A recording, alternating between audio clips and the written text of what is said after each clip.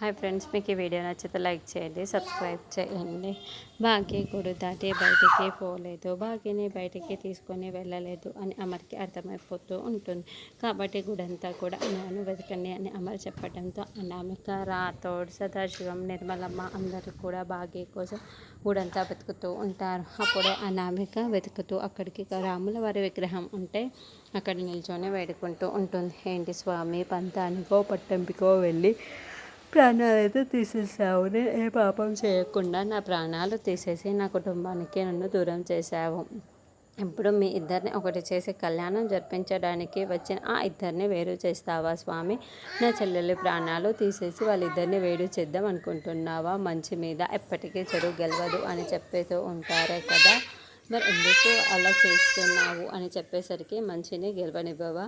ఎప్పుడు ఇలాగే చెడు గెలుస్తూ ఉంటే ఇప్పుడు నీ మీద నమ్మకం ఏముంటుంది? నా చెల్లెల్ని కాపాడు తల్లి. ఏంటి ఇదేనాను చేస్తున్నది? నా చెల్లెలు క్షేమంగా తిరిగి రావాలి, నా చెల్లెలు ఎక్కడ ఉందో కనిపెట్టేలా చేస్తావా లేదా?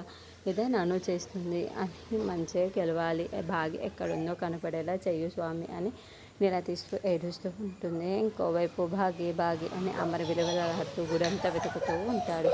ఇక భాగి ఒక ఊపిరాడకుండా